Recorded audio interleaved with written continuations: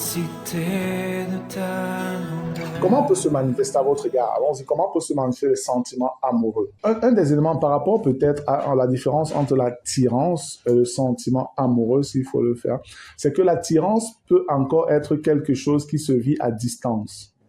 On est davantage dans des projections, tu vois, on est dans l'imagination. C'est ça en fait. Le sentiment amoureux, lui, donne parfois d'être déjà dans l'action. C'est ça la différence.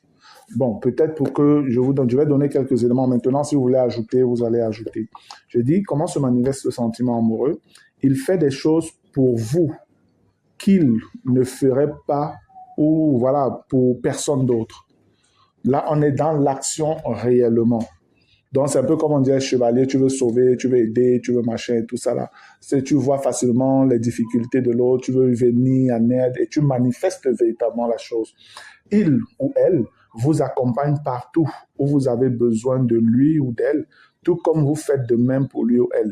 C'est du genre, tu veux toujours être à la personne, tu veux l'accompagner, je vais aller là-bas, je t'accompagne, oh, on va aller ensemble, oh, machin et tout ça. C'est un peu comme si c'est simplement une amitié, alors que c'est que tu as un fort attachement déjà vis-à-vis de la personne. Et puis, il accepte ou elle accepte de regarder des films que vous aimez et le fait toujours avec une prédisposition totale. Oh, j'aime les chats, moi aussi j'aime les chats, voilà, j'aime le coq machin, moi aussi j'aime ceci et tout ça là. Non, ce sont des éléments comme ça. C'est comme si tout, dans le sentiment amoureux, tout match en fait. C'est comme si tout match entre vous. Alors que le danger ici, c'est que parfois, c'est toujours des choses qui sont liées à l'oxytocine. C'est ça que vous avez mis en avant. Ça a produit ce que ça a produit. Et la vérité, c'est que ici, dans le sentiment amoureux, on recherche d'abord son intérêt, en fait. Tout ce qu'on fait pour l'autre, comme si c'est qu'on s'intéressait trop à l'autre, en fait, c'est parce que nous, on attend forcément rapidement quelque chose en retour. Et parfois, quand on a cette chose, c'est parti. Ça disparaît. Tu vois, Amnon et puis Tamar. Dès qu'on a la chose, ça disparaît. C'est déjà, tu la vois pas, tu es même comme malade. C'est ce que Amnon dit qu'Amnon était comme malade, mon frère, et que voilà, machin, tout ça. Donc, qu'est-ce qui provoque le sentiment amoureux? Il s'agit cette fois d'une hormone, l'oxytocine, également appelée hormone de l'attachement. L'oxytocine libérée à petite dose est un puissant relaxant musculaire. C'est vrai.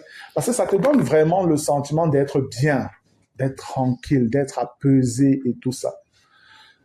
Vous devez savoir, c'est pourquoi aussi, même les rapports sexuels ont cet effet relaxant-là, en fait. Les rapports sexuels ont un effet relaxant. Quand quelqu'un, parfois, tu es très tendu, tu es machin, tu es comme, voilà, c'est comme trop stressé, machin. Quand tu as des rapports sexuels, après, c'est comme si tous les problèmes se sont d'abord calmés et tout là, tu es reposé. Tu arrives même à dormir. Même quand tu as du mal à dormir, c'est parce que ces hormones ont été libérées dans ton sang. Et ça t'apaise, ça te berce, tu es tranquille, tu dors. Tu vas voir pour les femmes, les femmes, c'est comme si ça leur booste, ça leur donne de l'énergie. Une femme nerveuse commence à chanter, tout ce qu'elle fait, elle chante seulement, elle est à l'aise, elle chante et tout. C'est qu'elle est comme sous l'effet de toutes les hormones qui sont liées au rapport sexuel chez la femme. Voilà, je parle de ça, c'est comme si c'est un peu génial. C'est la réalité, les gars. C'est la réalité. Donc, il faut connaître ça et savoir faire la part des choses. Amen. Est-ce que quelqu'un, voilà, quelle est la différence entre avoir des sentiments et être amoureux? Le sentiment de désir est bon, mais en excès, il peut être nocif pour toute relation en raison de l'insécurité qu'il provoque. En revanche, celui qu'il aime n'a pas de sentiment de possession. Il n'a pas non plus besoin de l'autre pour vivre ou satisfaire ses volontés. L'amour, c'est se sentir en sécurité. Voilà toute la différence. C'est un peu comme je disais, il y a vraiment un rapprochement avec l'attirance, comme on a vu. Que ce soit dans l'attirance, que ce soit dans les sentiments amoureux, on veut posséder l'autre. On ne veut pas que l'autre soit, je vais dire quoi? Comment je vais dire ça? Oui, voilà. On ne veut pas que l'autre soit épanoui en dehors de nous. C'est nous qui devons être le centre d'intérêt de la personne et rien d'autre. Absolument rien d'autre. Ça, c'est dangereux. Parce que finalement, on finit parfois par aboutir à ce qu'on appelle des crimes passionnels. Des crimes passionnels. Parce que tu peux même l'avoir simplement ri avec quelqu'un, tu penses déjà qu'elle te trompe. Ou machin, ou bien elle a fait ci, ou bien tu la vois parler, ou tu la vois sortir de la maison de quelqu'un, peut-être elle a même allé seulement demander quelque chose, tu imagines déjà que ça avait le voisin maintenant, que tu me machin, ça devient autre chose. Voilà toute la différence. Alors que dans l'amour vraiment, il y a un attachement, mais il y a aussi quoi? La confiance. La confiance. L'amour croit tout. C'est ça en fait. L'amour croit tout. Il y a des éléments dans l'amour qui éliminent les manquements dans les autres émotions ou sentiments qu'on peut avoir. L'attirance, les sentiments amoureux et tout ça. C'est totalement différent. Totalement différent. L'autre point aussi, on peut parler des émotions. Je vais lire un peu. On dit une émotion. Parlant d'émotions, on parle de troubles subites, agitation passagère, je vais souligner ça, causée par un sentiment vif de peur, de surprise, de joie, etc. C'est un peu dans cet état que le frère s'est retrouvé devant cette fille. Il était tellement porté par l'émotion que le gars, même il loupe la marche, il perd totalement ses moyens et tout ça. Il reste sous une forte tension. Mais mon frère, littéralement, c'est le film, non, mon frère. C'est le film. C'est clair que c'est le film. Non, c'est Hollywood. Réaction, en dehors de ces réactions affectives transitoires d'assez grande intensité, habituellement provoquées par une stimulation venue de l'environnement. Exactement. Il est venu, il a vu, le gars a perdu ses moyens. C'était l'environnement, sa fille avec une forte poitrine. En quelques secondes, le gars a vu tout ça. En quelques secondes, il a vu tout ça. Et réellement, c'est quand on est porté comme ça par des émotions qu'on ne contrôle pas, que ça produit tout ce que ça produit. Mais c'est dévastateur. Parce que lui-même dit après, quand le gars se lance, on le tête. Maintenant, il en veut à la fille. Et oui, il y a des filles, il y a des sœurs qui aiment allumer les gens. Hein. Il y a des sœurs qui aiment faire ça, je vous dis. Oui. Elles prennent du plaisir à se sentir désirées. Je vous dis, pareil pour les frères. Pareil pour les frères. Mais tout ça, ce sont des actions liées à la chair. Ce sont des actions liées à la chair. Il y a des frères qui, eux, agissent vis-à-vis des sœurs parce qu'ils veulent simplement voir ces sœurs les désirer, sentir qu'il a une sorte de pouvoir sur elles, de contrôle même sur elles, que dès qu'il va dire ça, il va faire, machin. Il prend du plaisir réellement en cela. Et c'est vice-versa. Il y a des sœurs qui réellement prennent plaisir à se faire désirer par des frères. Elle va venir toujours, oh frère, tel, c'est comme moi, elle te parle d'une certaine manière, et tu penses que non, c'est vraiment un peu attaché, machin. Mais elle fera la même chose avec un autre frère, en fait.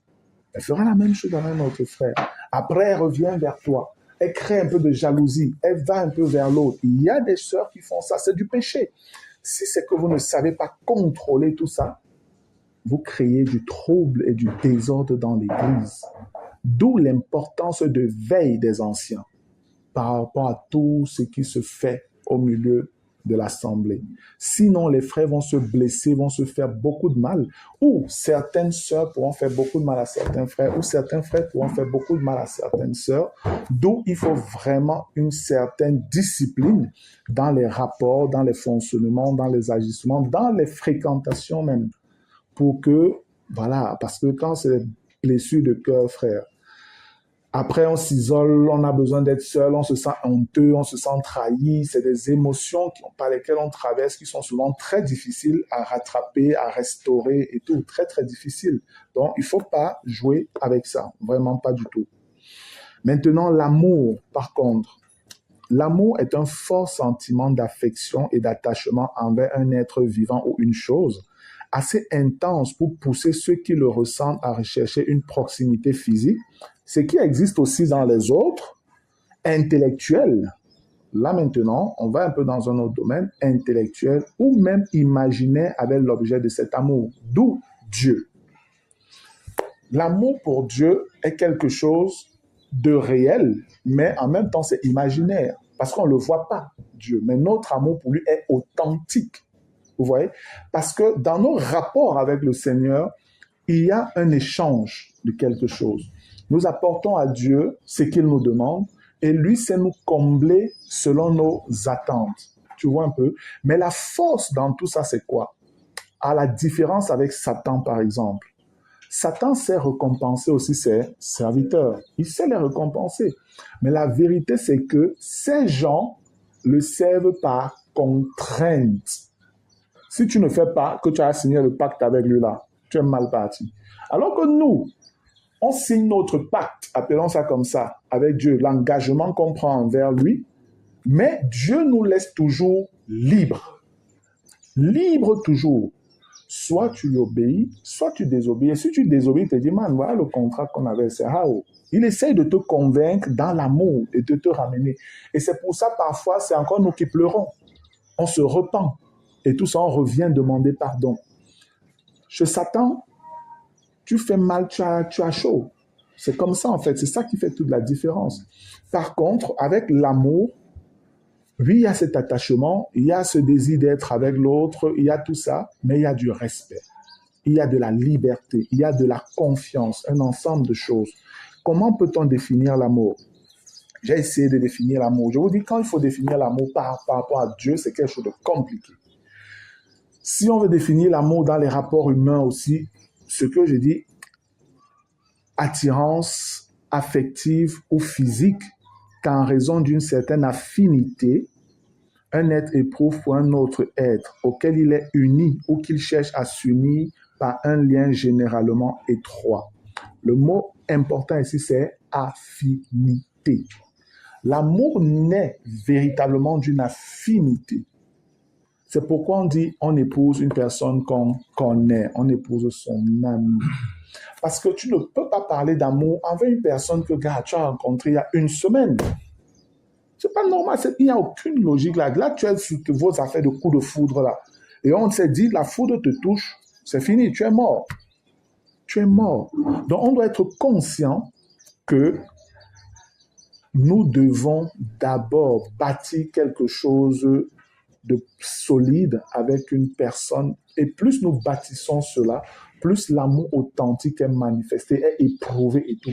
C'est la même chose qui se passe avec Dieu, frère. Si vous prenez un peu de temps pour réfléchir, vous verrez que c'est la même chose. Il y a une certaine facilité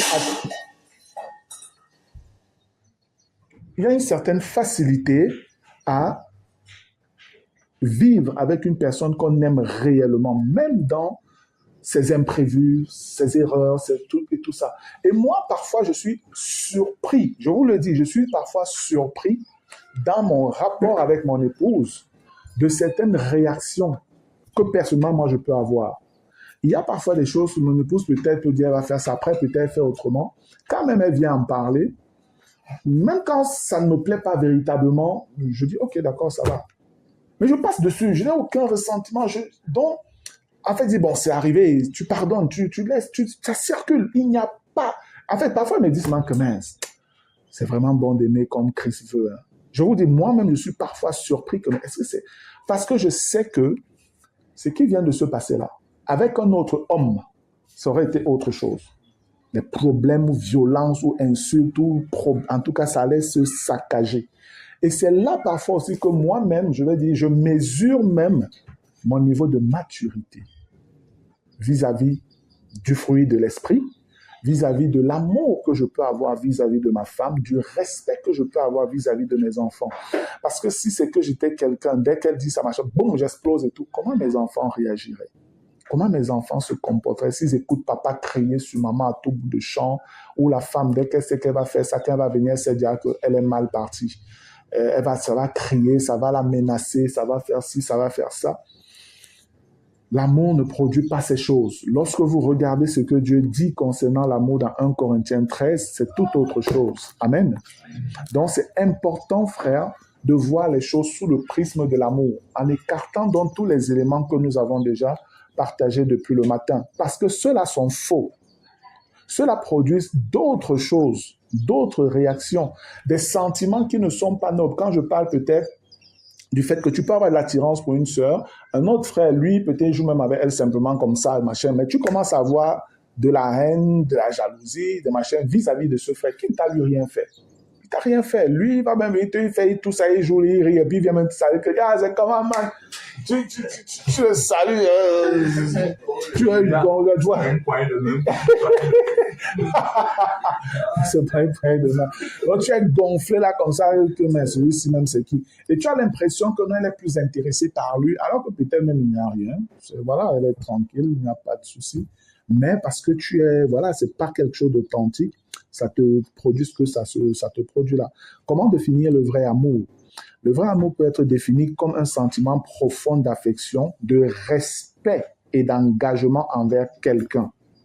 Il s'agit d'un amour authentique qui ne cherche pas à posséder ou à contrôler l'autre, mais qui cherche à l'élever et à le soutenir. Ça, c'est l'amour avec Dieu. Amen. C'est presque la même relation avec le Seigneur, frère.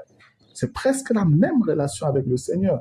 Et on se rend donc compte que ce n'est pas en vain que le Seigneur prend pour image la relation de Christ et de l'Église pour rapprocher ça de la relation du mariage entre l'homme et la femme. C'est exactement ça. Et je vous avoue que quand moi je regardais ça, je mirais ce que je découvrais, ce que je préparais, quand je préparais les enseignements-ci, avec mon épouse. Je remarquais, c'était seulement avec à mon épouse que je pensais, je me disais, est-ce que c'est elle que je suis en train de voir là? Et c'était exactement ça. Et j'étais émerveillé parce que je disais que, mais faisant des recherches et tout pour préparer tout ça, je me disais que bon, il y a des gens qui disent des choses intéressantes et tout ça. Et c'est pas toujours les chrétiens, mais c'est des personnes qui ont une expérience, qui racontent des choses. Mais quand tu lis, tu examines, tu te rends compte que mais si on rentre dans le domaine chrétien, c'est juste. C'est juste. Quand je partageais ça avec les frères, je leur disais que mes bros, regardez, c'est exactement ça l'amour, la relation avec le Seigneur. C'est très juste. Respect, engagement envers quelqu'un, il s'agit d'un amour authentique qui ne cherche pas à posséder ou à contrôler l'autre. Vous savez qu'il y a des relations où le mari ne veut même pas que la femme mette les pieds dehors. Tu dois être là. Tu n'as pas le droit. Il sort peut-être, il revient, il ne t'a pas trouvé à la maison. Problème. Tu étais où? Tu étais chez qui? Tu vas marcher, donne-moi son numéro. Man, c'est ton esclave, c'est grave. Donc tu n'es pas en paix parce que dans cette relation, il n'y a pas d'amour. C'est la peur, la crainte, toujours sous tension et tout ça. Ça n'a rien à voir avec l'amour. Donc, juge bien que si c'est que tu es dans une relation même avec une sœur et tu penses que bon, voilà, c'est machin, mais que tu n'as même pas confiance en elle. Elle pourrait même être à Douala, toi tu es à Yaoundé. Mais si tu n'arrives pas à avoir confiance en elle et tu dis même que peut-être c'est ta fiancée ou bien machin, truc et tout, mais il y a un manque de confiance entre vous, là, il y a un problème. Posez-vous des questions si c'est véritablement l'amour, frère. Je vous dis la vérité. Bien aimé, s'il vous plaît, ne vous voilez pas la face devant ce que nous sommes en train de se dire là.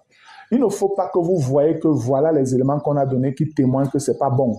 Mais vous faites comme si vous allez pouvoir gérer. Les amis, cherchez de l'aide. Amen. Cherchez de l'aide et écoutez pour obéir. C'est important. Écoutez ou pour... Ne cherchez pas de l'aide de manière juste formelle. Parce qu'on a dit chercher. Bon, je vais quand même dire que non, j'ai vu le grand frère tel. J'ai parlé même aussi à telle grande soeur. J'ai parlé à tel machin. Mais après, tu fais seulement ce que toi, tu as arrêté dans ta tête. Même quand on te dit, c'est pas bon, stop. C'est pas bon, c'est pas ça, c'est pas normal. Tu fonces seulement. Il y a un souci, tu vas souffrir. Clair que tu vas avoir mal après. L'autre point, c'est quoi l'amour selon toi? Aimer, c'est accepter l'autre dans son entier, avec ses défauts comme ses qualités. C'est penser à l'autre en permanence au point de parfois s'oublier. C'est se sentir complet, vivant lorsqu'on est à ses côtés, s'émerveiller de petits riens, de comprendre sans un mot, s'admirer et se respecter mutuellement. Quand on dit aimer, c'est accepter l'autre dans son entier avec ses défauts comme ses qualités. Vous avez parfois vu des vidéos, suivi des histoires.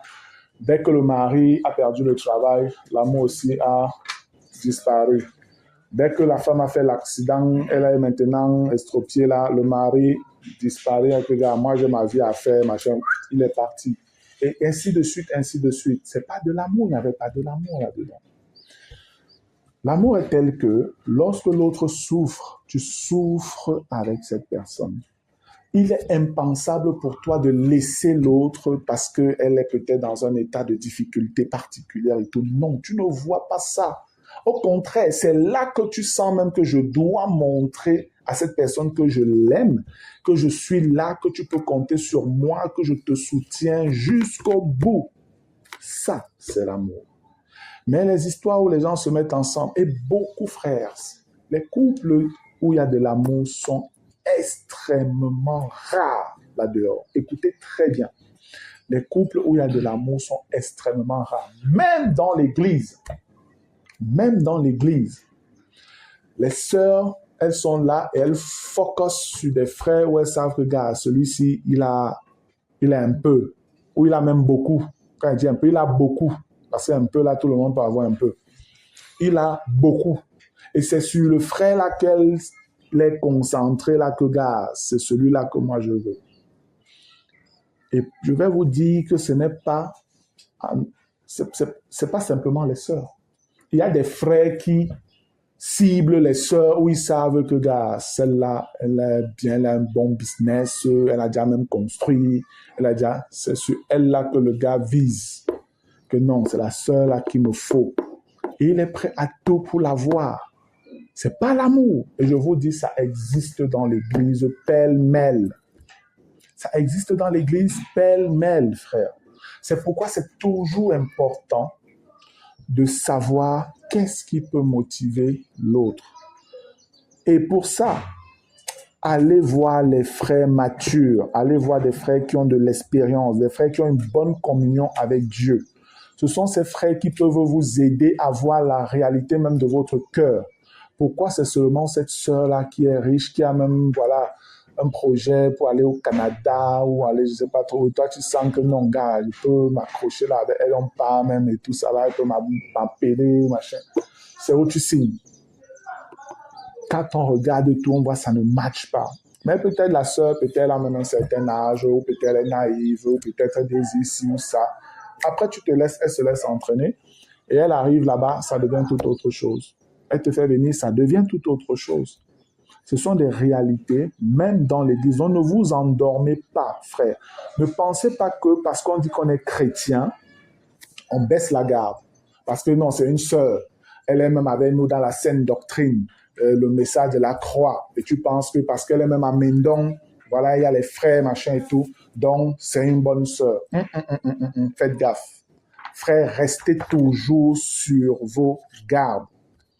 Restez toujours sur vos gardes. Ne présumez de rien et de personne. Ne présumez de rien et de personne, frère. Une sœur t'intéresse. Avant d'aller bavarder, machin, dire des choses, rapproche-toi des frères. Et les meilleurs qui peuvent mieux t'orienter, ce sont les dirigeants. Parce qu'eux, ils connaissent un certain nombre de réalités que vous autres, vous ne connaissez pas.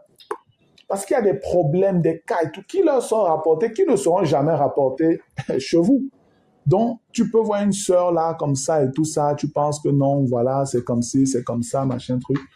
Mais tu ne sais pas que, voilà, il y a tel, il y a tel, il y a tel. Il est important de parler avec les dirigeants. Ce n'est pas pour vous dire déranger, ce n'est pas pour bloquer votre projet.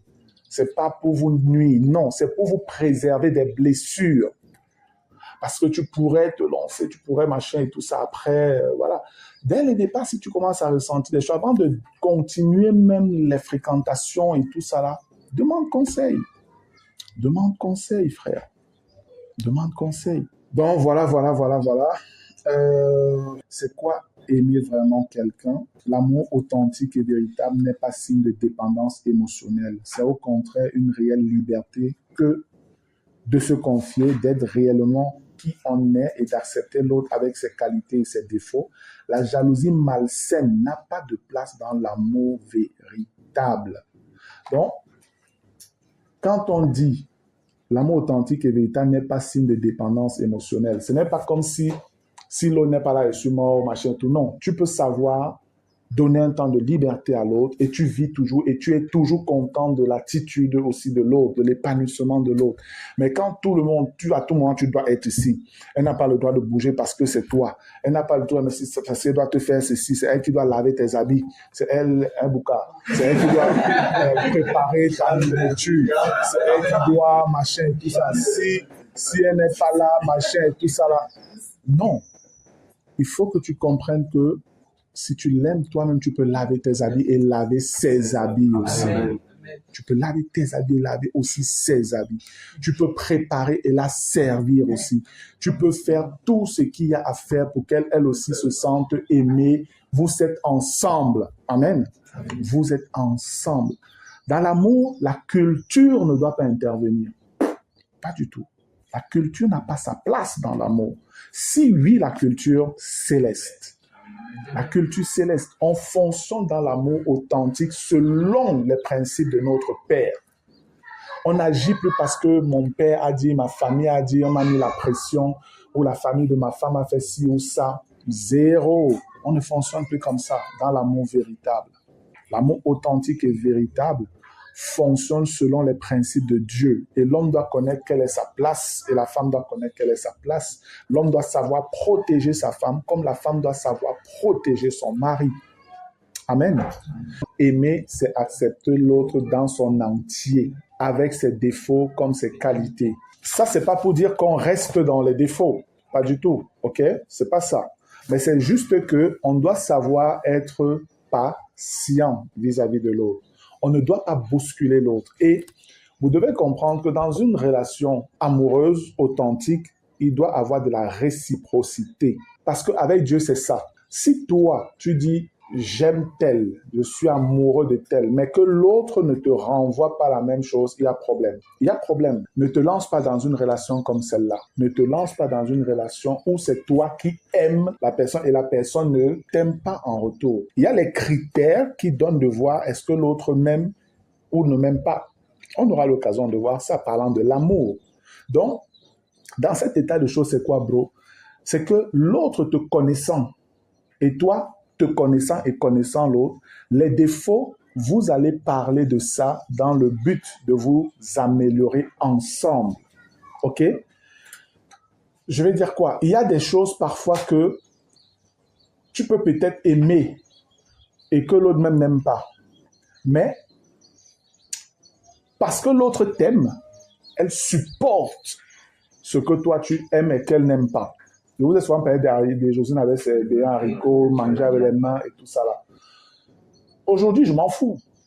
Mais au début, c'était pour moi, je sais pas, bizarre, incompréhensible. Comment tu es là, il y a les cuillères, il y a les machins à la maison, toi tu t'assois au sol et puis tu manges des haricots avec les doigts. Lui, elle le fait librement comme elle veut. Moi. Donc voilà, en fait, moi je remarque même plus en fait. Je remarque même plus, parce que c'est plus un problème pour moi, honnêtement. Je remarque même plus. Avant, c'est comme si je guettais justement ça, que c'est même c'est quoi, machin. Je remarque déjà, elle-même, maintenant, on achète les beignets dehors, on fait nos beignets nous-mêmes à la maison. Donc, je vais avouer que quand on fait les beignets, moi, je ne sais même pas assez manger les doigts. En fait, je repasse, c'est plus un problème pour moi. J'ai accepté la chose. J'ai accepté la chose.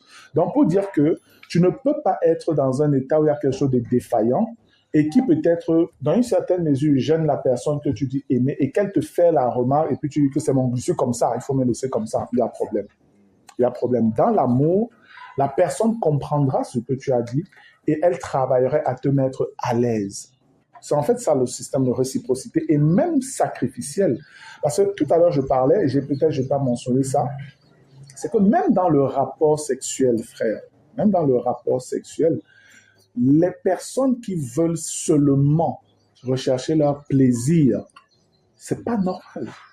C'est pas normal. Parfois, les hommes, c'est que voilà, je suis excité, la testostérone est montée, il faut que j'aille, voilà, je suis ma femme, je fais ce que je fais après, bon, c'est terminé. Mais non. La femme aussi, tu dois penser à son plaisir. Et la femme ne prend pas du plaisir du premier coup comme ça, comme l'homme.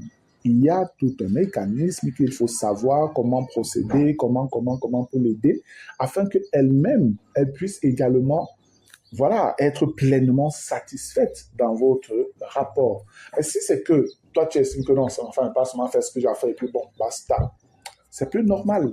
Et là, tu n'es pas en train de manifester de l'amour. On doit pouvoir comprendre que lorsque je vais avec l'autre, ma responsabilité, c'est de lui donner d'avoir du plaisir. Quand je vais avec ma femme, ma responsabilité, c'est que ma femme soit satisfaite. Et ma femme, quand elle va avec moi, sa responsabilité, c'est que moi, je sois satisfait. Ce n'est pas je m'en vais pour moi être satisfait, pour me satisfaire. Ou elle vient de moi pour se satisfaire. C'est pas normal. C'est pas normal. On doit pleinement intégrer ces choses. Et je vous dis, c'est tout ça qui apporte la différence et l'équilibre dans un couple selon Christ. Et dans le monde, c'est pourquoi tu vas souvent voir, je l'ai souvent dit, vous allez voir des frères, des couples, là au milieu de nous, que je connais, qui passent le temps à s'insulter, qui passent le temps à se dire des paroles méchantes, à avoir des problèmes, à ne même pas se parler. Mais après, tu vois, la femme est enceinte. Il y a quelque chose qui ne va pas. Je suis allé jusqu'à un jour sur un de ces couples-là et je leur ai dit, frère, ta femme pour toi est une prostituée. Je le lui ai dit. Il a dit que toi, tu es une prostituée pour lui. Et toi-même là, tu es comme un gigolo pour elle. Parce que je ne vois pas d'amour entre vous. Mais comment elle fait pour être enceinte? Comment elle fait pour être enceinte? J'étais très, très fâché. Parce que ce n'est pas comme si c'était la première fois que je leur parlais. Mais ça dure, plainte ici, plainte là-bas, plainte ici, plainte là-bas. Comment vous faites ça? Des chrétiens, je dis bien des chrétiens. Donc c'est important ce que nous sommes en train de faire là, frère. Pour vous qui êtes encore célibataires, de connaître tout ça. Amen. C'est important pour vous de connaître tout ça et de savoir donc comment vous préserver de pouvoir arriver dans des situations comme celle-là. Parce que vous aurez au moins fait le bon choix. Vous aurez fait le bon choix, étant tranquille en sachant que ça, c'est réellement l'amour. C'est une sœur qui m'aime et que j'aime, tout simplement. Gloire à Dieu. Est-ce qu'il y a autre chose? Après la pause. D'accord, un bien-aimé va donc élever la voix. On va rendre grâce, pour rendre grâce au Seigneur, on va prendre la pause quelques minutes avant d'entamer la dernière partie pour ce jour. Amen. De recevoir, nous manger, gloire, nous l'éternel.